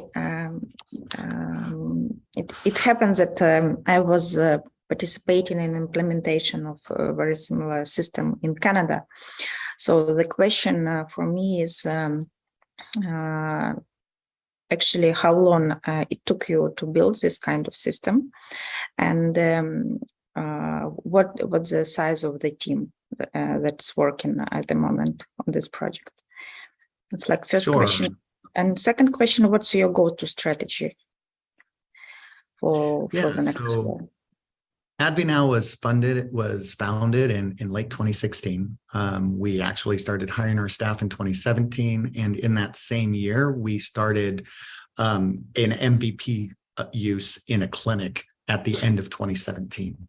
We released our product to market in late 2019. So it took approximately 3 years from concept to delivery. And then over the past couple of years, those are the trials that we've been going through with our large health systems, finally leading to revenue. So it's been a long ramp from beginning to now. That's I could comment on Canada directly. I've engaged with many participants over there. They don't have any system that's close to ours. They have little chat bots. Babylon is of course used over there in areas. But their system very much needs a solution like AdviNow. So, but your solution is mostly focused on a front door. Am I correct in this? So it's not like electronic. No, it's an AI scribe. AdviNow completely diagnoses the patient, predicts the illness to the doctor, and then scribes the whole visit for the physician. So yes, we do have a digital front door piece of it, but that is actually just so that they communicate with the AI such that we can collect all the information for the physician. The value of AdviNow is eliminating that administrative burden for the physician. Digital front doors there's 1,000 companies like that do that. There's literally zero value in a digital front door. AdviNow, because the AI controls the engagement with the patient, can actually guide the patient dynamically to the most appropriate point of care and deliver the appropriate physician predictions. Okay, for me, it will be very interesting to talk to you more about the solution. Sure, I'd be happy to talk about it. Utilize because we have potential maybe collaboration about this. We are out of time. That would be fantastic. I would welcome it. We have 3 questions, but we are out of time, so please proceed to the chat. And we have to finalize this session with our startup number 8 from Germany, the winner of the Unicorn Battle of E-commerce, Logistics and Delivery, Startup Footprint Technologies. And Matthias, stage is yours. Yeah, many thanks, and great to finish this round of amazing startup pitches. My name is Matthias. I'm co-founder and CEO of Footprint Technologies. And I would like to start with my personal story. Already 20 years ago, I studied environmental engineering as I have been fascinated by technology enabling sustainability. And that's exactly what we are doing today at Footprint Technologies for the shoe sector. More than 50% of all shoes ordered online are returned. And the major reason for it are size and fit issues. This problem of size-related returns is causing tremendous problems. These numbers here are for Europe, but it's quite similar in the US. So you have tremendous carbon emissions, 10 billion of costs for the retailers per year, and an average user spends 32 minutes for handling a return. What a waste of human lifetime. For this reason, we developed our service which is solving this issue. So on the one hand side, we developed a software which is transforming each and every phone into a highly precise foot measurement device. It's working on all smartphones with a computer vision approach, and it doesn't require to download an app. On the other hand, we are building up a shoe database, which is article specific, and we are building up this database together with the manufacturer to know how much space we have in length and width in each model. And in combination, of course, we are able to recommend each shoe so it really truly fits. Here's how our product is looking like for the end consumer. So imagine you are in a shoe store, want to purchase this wonderful sneaker. Then you can either choose the classical size picker or you directly utilize our service. That means our service will open up directly in the browser. You will be guided through the onboarding. Then you take an automated picture from the front, a second one from behind, while your foot is standing on a standardized sheet of paper, which is our reference object. And that's it already. In the end, you get the size recommendation that truly fits. You put it in the shopping cart and you're done. That means you prevented one size-related return. Our business model behind it is purely transaction-based. That means for every transaction, that means for every shoe which we are recommending in the sales process, which gets purchased, the retailer is paying us a transaction fee of around 1.5% of the shoe price. They are happy to pay this amount because the shoe return itself is around 10 times more expensive than this commission. And this business model is so convincing. So we already won the leading children's shoe manufacturer in Germany, the leading safety shoe manufacturer in Germany, as well as a bunch of others, and also the first client in Japan, as well as the first in Switzerland. And they are also shipping to the US, by the way, so you can experience it before Christmas also in the US. The reason why we convinced all those clients is we are offering a killer combination. On the one hand side, we are offering the first product ever, which is really accurate enough to do a good matching. That means a good recommendation. And on the other hand, our product is easier to use than any other product out there. And this combination of accuracy and usability is boosting our success. We are not just offering a sustainable service, we are also a truly sustainable company. So we have a full climate certification. We are part of the Leaders for Climate Action movement, and we are working towards 3 clear SDGs where we want to make our contribution. When I talk about we, I'm talking about this wonderful team of 16 people based in Berlin. We are all experts in our field, and we are really enthusiastic about transforming shoe shopping into a really individualized and sustainable experience. And I would love to talk to you about our funding round. And if you're selling shoes or reselling, or you know somebody who is doing that, then let's have a chat. And I'm happy to answer all your questions. Thank you, Matthias. Thank you for your solution. And please, we're eager to the questions. Alexander. As I understand, you already have attraction now. Yeah. Can you talk about it as much as you can?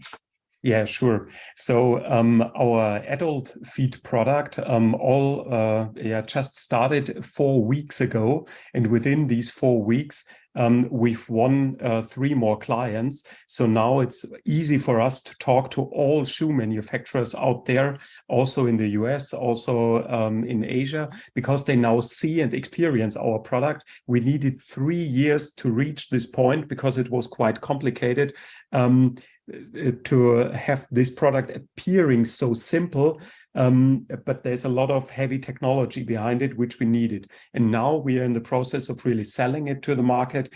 And so, yeah, we're happy that we will have between 5 and 10 clients until the end of this year, which will be live. Okay, so I assume your revenue is not so much yet. Anyway, we have a company in our portfolio. It's called 3D Look, which do probably the same, but for clothes, you know. If you want, I can make an introduction for you. Probably you can find some cooperation because they don't do shoes. Yeah. I think that's a very valid point. So there are a lot of companies doing apparel fitting because that's much easier compared to the shoe fitting. And there were a lot of competitors out there, but none of them convinced the clients. So alone in Germany, there were 7 or 8 different approaches. And internationally, we talk about 12 to 15, but we are the first ones who really cracked it. Okay, thank you. Great. And question from Jordan. Good morning or good afternoon. First, good luck to Germany today against Costa Rica. Go Germany, yes. Thank you. I'm struggling a little bit with all the problems we're trying to solve in the world. How is this an important one that will carry for the next 2 or 3 or 4 years and create value to the investor and to the planet as a whole, other than saving shoes from being tossed in the trash? But tell me more about that. Yeah, I think there are several interesting aspects. On the one hand side, a lot of people suffer from physical damages, which they already encounter in the children's age because they wore an incorrect shoe size. So that's one issue which we're tackling, why we are also working with children's shoe manufacturers.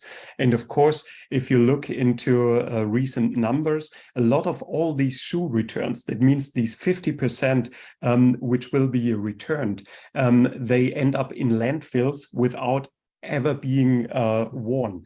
And there was a big scandal where Nike was proved that they would dump all these new shoes. And also Amazon is in regular discussions because they are putting all these shoes which are returned into landfills. And I think that's where we can change something.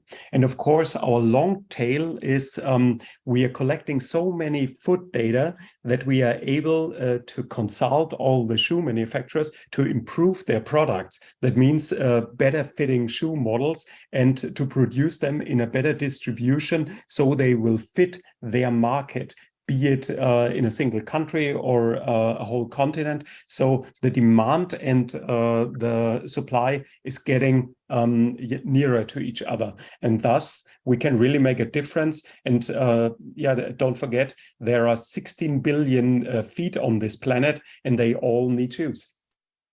And the valuation question, how do you see the value of your company growing other than more and more sales? Is there a different layer of product, a different service you're offering?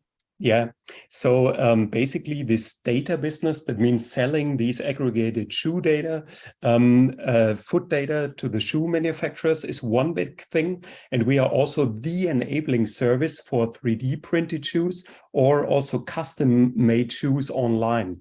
That's we are also discussing with a lot of orthopedic insole manufacturers because they have the same issue. Today, they can't sell online. We will be the enabler for them to also enter the direct-to-consumer online business.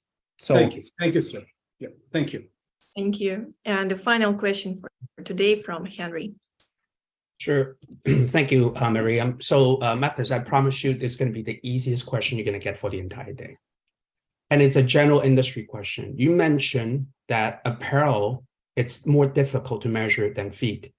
Like I said, I'm not a super expert in both industry, but I'm a consumer. How so? I really thought, contrary to what you mentioned, I'm not saying you're wrong. I mean, I just want to learn.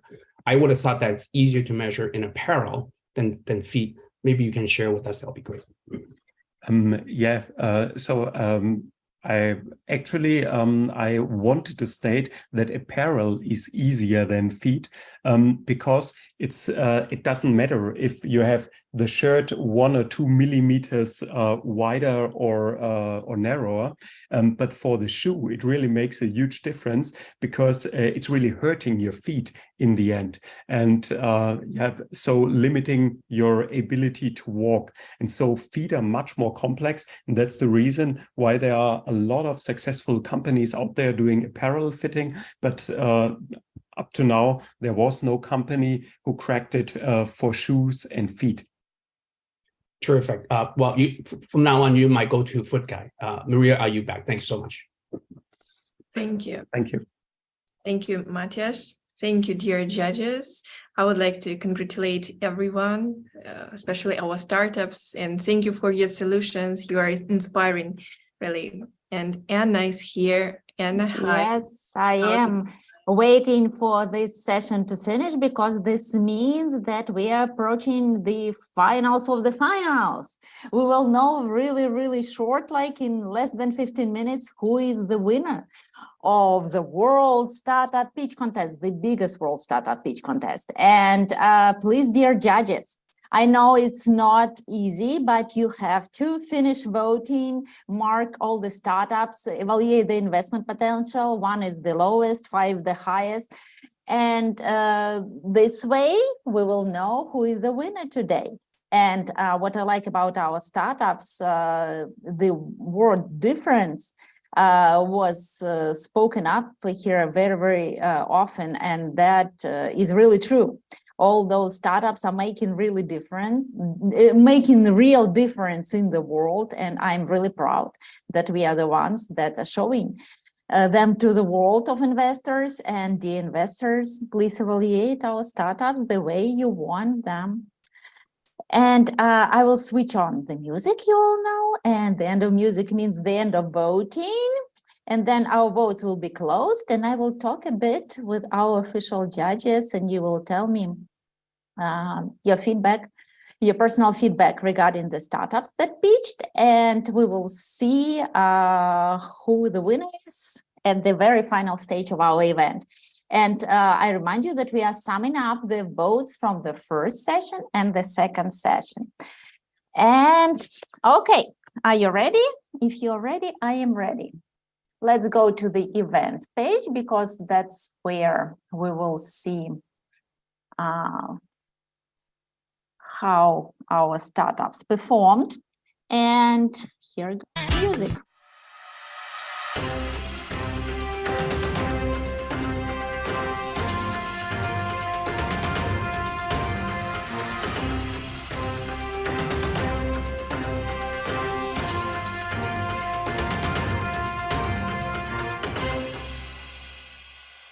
Okay, so the votes are closed.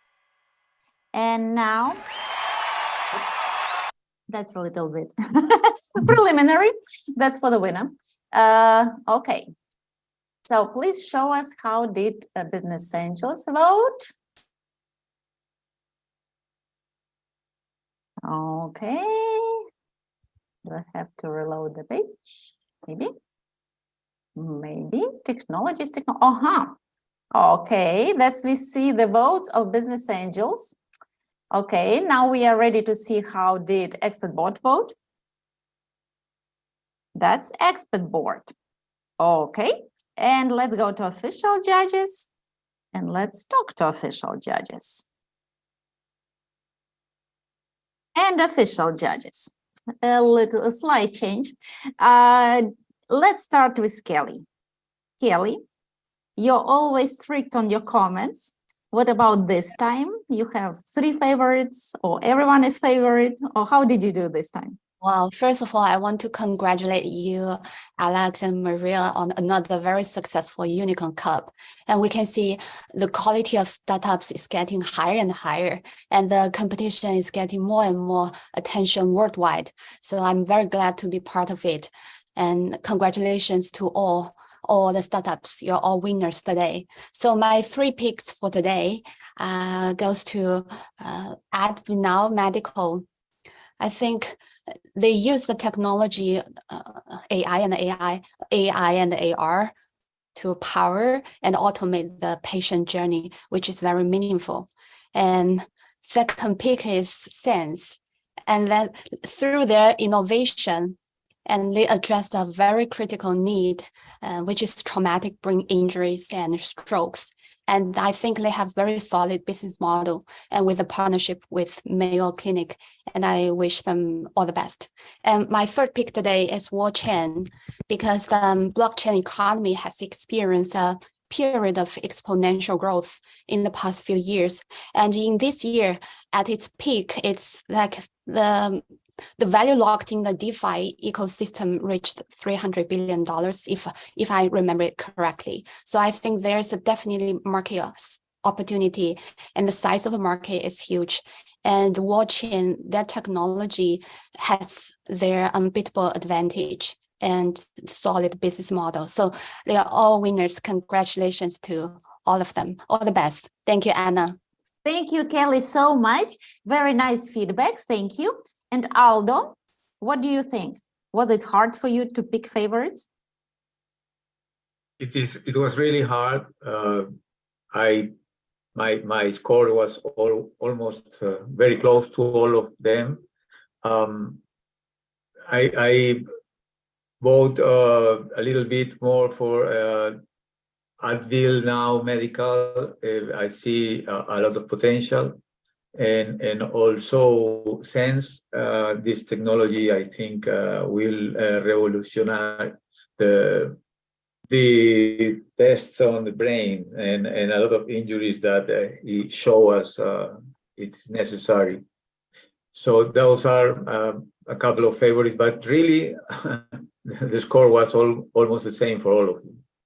Thank you, Aldo, so much.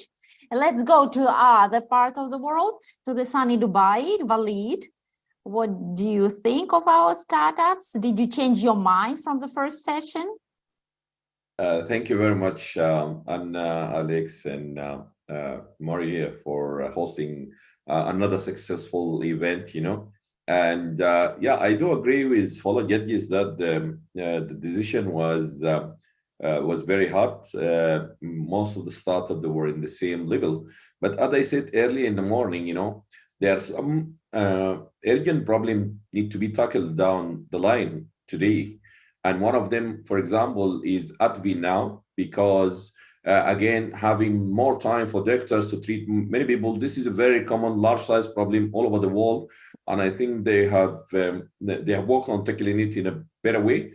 Another thing I looked at also whether the business is operating or it's still on research phase, and how scalable it could be. Nevertheless, there were beautiful, startups like the carbon, the zero carbon thing. But I do still believe it will require little more effort to solve that problem in terms of the readiness. But again, my top favorite could be based on those elements would be, like Advil now, and then wall chain and footprint. Okay, very interesting. Thank you so much. Danielle, what does USA thinks about startups? We have lots of American startups. I know Jordan is happy. Are you happy? Danielle Teo, please speak up. Oh, we don't see Daniel. Okay, let's go to Gaurav. Gaurav. Anna, such a wonderful session and a wonderful event. Yeah, lots of hard work, lots and lots of hard work, especially with all that's going in Ukraine, and you guys doing an outstanding job throughout the year. So kudos to you guys. Fantastic startups, of course, they deserve. They are here in the grand finale, so they made the jury tonight difficult for all of us, right? So all of them were fantastic. I think I liked Roman Aerospace quite a bit. At VNow, they both obviously have a very good technology and a solution. But personally, I think Sense Neuro and Zero Carbon were my favorites for tonight. I think they both are tackling a problem that needs a solution, right? And it's not easy, it takes lots of time. So, but otherwise, Footprint also had a very innovative technology update and how they are innovating with it. It's not easy, they are correct. It's easy to measure apparel, relatively easy. So, Zero Carbon and Sense Neuro remain my favorite for the night. Thank you, Gaurav, so much. And Michal, what do you think? What does Poland think about our startups? Do you agree with fellow judges? So you have different point of view? Well, like I said, the startups have been carefully chosen, and it's class in his own. I certainly liked Roman because I believe in drones in general, yes. Okay. And I'd like this technology a lot. And from my field, which is more due to green technologies, I like this technology of gasification and pyrolytics of waste that we have been shown in the morning. So these are my two favorite startups. Thank you so much, startups. Are you noting? Who likes you the best? And Alexander, please do me a favor. Summarize it all. Who are your favorites? Alexander, do you hear me? I'm just muted. Yeah, and you know, usually my votes are very close to as judges voting. Not today, not today. But you know, every startup today is a winner because I put the highest mark to them in semifinal. So it was really hard for me just to vote today. But we are judges. We need to do this unfair decisions, you know, and to choose probably the best. It's just doesn't have sense, you know, to choose between different industries. But yet, we must do it. And today, my probably the startup, they just got a bit higher marks from me were Edwinow, because I understand this problem in the US very, very good, you know. I personally, you personally feel it personally, you know. It's just awful, as I said. And Roman Aerospace, yeah, I like the tech, I understand the industry and future of the market. Then the Footprint, because I believe the market is just enormous. And I also feel this problem in my experience as well, you know, because I tried to buy the shoes online and it was not a really good experience. And shoes for kids, another problem also. And you have many kids. And Volchain, because there is a really, you know, the situation with FTX, which happened just several weeks ago. And, you know, I also believe that this decentralized exchange will have more and more volume in the future. And the guys are really smart and doing really good job. And they have traction, what is really not so usual for crypto startups. You know, these are the startups which I probably I voted and put it just lightly higher marks, but still, of course, I like 0x, but we don't, as a fund, we don't invest in hardware too much, and so we need just to understand maybe some arithmetics. And I like the Sense, but it's a health tech, and we'll see the results probably in several years. I mean, first traction, but so we just need to understand the technology a bit more. And of course, Paybe, because they're doing great job. I just a bit concerned about the competition, and we need to talk with them more, and we'll talk with them. And Pharaoh, Pharaoh is just a bit early stage startup for us, but still I see that metaverses will have the future. And so I also think that this is a good startup as well. So yes, I liked all startups, but yeah, I just chosen 4 and put the higher marks. Thank you, Alexander. Thank you. It was very useful. And but you confused me. I don't know who the winner is, but I am truly would like to know. And please show us who the winner is. Can we have this summary of all the votes of today from the first and the second session?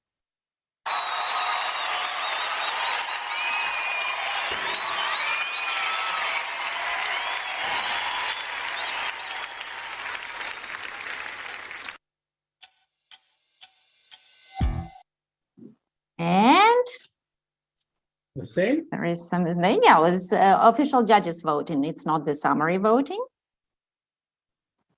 Hello, back up. Are you with me? Sometimes happens. Sometimes have technologies. You know, we need a startup that calculates math very, very fast. Can anyone do that stuff very easily? Okay, my backup is writing that we have some problem with our algorithm. Maybe yeah, they're texting me that they see the numbers, but they cannot publish it. It's the main server is We'll give it a minute. Not responding. Yeah, let's give it a thank you, Jordan, for support. Let's So give it a I minute. propose we take Alexander's vote out. He's voting with his heart and his foot. And it doesn't quite work for an angel investor. No, I just suggest, Anna, you just saw in admin panel and tell us the third, the second, and the first place. But it's obvious who is the first today, but we just don't know about the second and the third place. Okay. Give me a second. Yes, we have it. You see it. We solved it, the problem, as you saw. It took us a minute. No, Anna, it's still just... What? It is? Zero carbon is the winner. He got the first place. We have just 8. Yes, because there were 8 startups. It's not the sum. It's not the sum of all voting, as you can see. This is the official judges' vote. It is. Yes. Oh, and we have just 1 mark in every startup, as you can see here. That's what I see in the admin panel. Okay. Give me a second. When I thought I was happy. When I thought I was happy, Alexander saw the mark. Okay. Let me refresh again. Okay. So I got the photo. Oops. Hold on a second. I don't see the photo. Okay. So. Oh, yeah. Finally. Yes, we have it. Before I could see the photo. Okay. Yes. Zero carbon, as I said, is the winner. And I said it will be, but yes, it's different. Roman Aerospace got the 2nd place and Sense got the 3rd place. And here the applause again.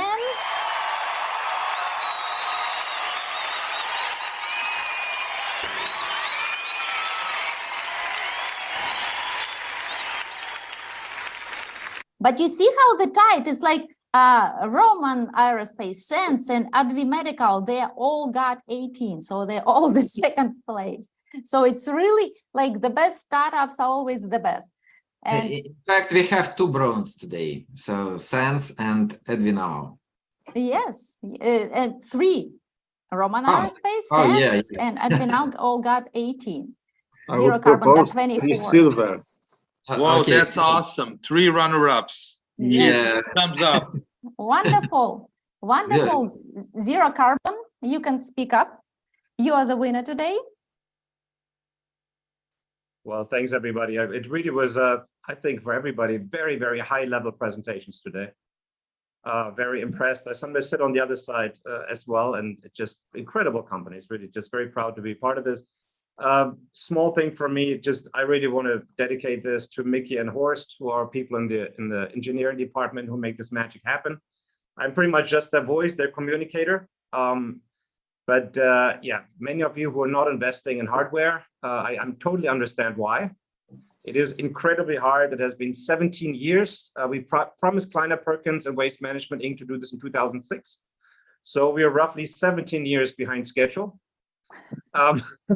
About, yeah, a little bit over budget as well. So it turns out really making a contribution, solving the waste problem, solving energy problem, and bringing energy to rural places all over the globe is an incredible technical challenge. Take all the permitting, all the safety issues. It is a massive challenge. So like for us, every little thing really helps to keep our team together, keep them focused. And again, we are very open. We're an R&D team. If anybody wants to go out there, has a great friend, it's somebody that if you're married to Bono or somebody like this, send them our way. We're very open. This is not necessarily about squeezing every dime out of valuation. Really, we just want to see this technology succeed now, make a difference in places like India, here in Southeast Asia, ending the ocean waste problems. There's so much that can be done, and it has taken huge personal sacrifices from our team to stay with us for 17 years. So just my thanks go out to everybody out there, to you, and especially our engineering team at home. Thank you. Thank you, Julian. Thank you for dedication and for saving the world. It really matters. Really matters. We do it alone though, so any help is welcome. Thank you so much. And it was all on our side. Can you believe it? We are done with the winter season. couple more unicorn pitches to go, and the next season starting 12th of January, and I will all see you in the 2023. Look at our roadmap on our site, and looking forward to seeing you all. Love you all. Have a wonderful Christmas season. Bye. Thank you. Thank you. Thank you, Anna. Thank you. Thank you, Alex. Thank Take you, care. Alex. Bye-bye, Thank you, everyone. Bye, everyone. Bye-bye. Thank you. Bye, bye. Bye, friends. Bye. Bye, bye, bye. Was nice seeing you. Bye, bye. Thank you. Bye, bye.